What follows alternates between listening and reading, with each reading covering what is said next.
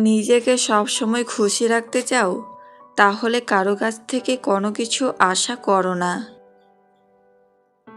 পুরুষ বাঁচে অন্যের জন্য। পুরুষ কখনো সফল হতে চায় মা বাবার জন্য, কখনো প্রিয় মানুষকে পাওয়ার জন্য, কখনো খেটে মরে স্ত্রী সন্তানের জন্য।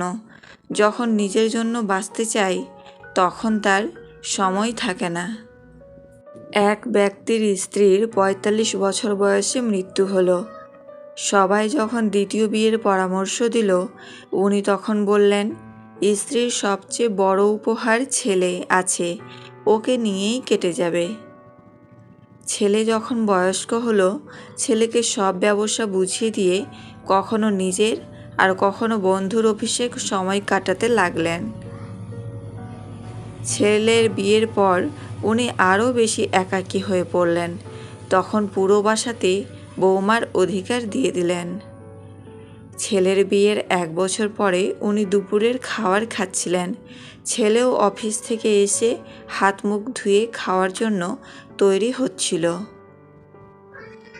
ছেলে শুনতে পেল বাবা খাওয়ার পর দই চাইল, আর বৌমা জবাব দিল, আজকে ঘরে দই নেই। খাবার খেয়ে বাবা বাইরে হাঁটতে চলে গেলেন।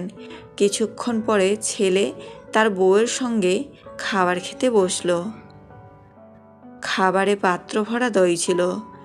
ছেলে কোনো প্রতিক্রিয়া না জানিয়ে খাবার খেয়ে অফিসে চলে গেল। কিছুদিন পর ছেলে নিজের বাবাকে বলল, আজ তোমাকে কোর্টে যেতে হবে, আর আজ তোমার বিবাহ হচ্ছে। পিতা আশ্চর্য হয়ে ছেলের দিকে দেখল আর বলল, বাবা, আমার আর বিয়ের দরকার নেই, আর আমি তোমাকে এতটা স্নেহ দিই যে তোমারও মায়ের দরকার নেই, তো আবার বিয়ে কেন? ছেলে বলল, বাবা, না আমি নিজের জন্য মা আনছি, না নিজের স্ত্রীর জন্য শাশুড়ি আনছি। আমি তো কেবল তোমার জন্য দইয়ের ব্যবস্থা করছি। কাল থেকে আমি ভাড়া বাড়িতে তোমার বৌমার সাথে থাকব, আর তোমার অফিসের এক কর্মচারীর মতো বেতন নেব, যাতে তোমার বৌমা জানতে পারে দইয়ের দাম কত। মা বাবা আমাদের জন্য এটিএম কার্ড হতে পারেন, কিন্তু তারা আমাদের দয়ায় না, বরং আমরা তাদের দয়ায় বেঁচেছি। 100 বছর বাঁচার জন্য 100 বছর বয়স হবার প্রয়োজন নেই। শুধু একদিনে এমন কাজ করে যাও যাতে লোক তোমায় 100 বছর পর্যন্ত মনে রাখে।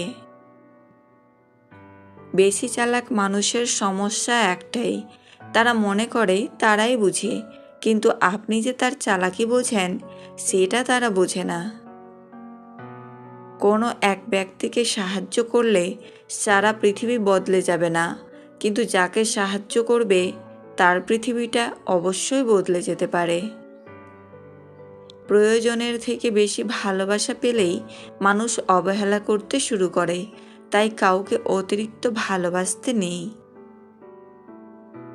কোনো মহিলার গোপন জায়গা দেখতে চাইলে এই কাজগুলো করুন। 1. তার সাথে মিষ্টি মিষ্টি কথা বলতে বলতে একটু রোমান্টিক হয়ে গিয়ে গোপন বিষয় নিয়ে কথা বলতে শুরু করুন। 2. তার সব রকম কাজের এবং শরীরের সব কিছুর প্রশংসা করুন। 3. তার ছোট ছোট ইচ্ছেগুলো জানার চেষ্টা করুন এবং সেগুলো পূরণ করুন।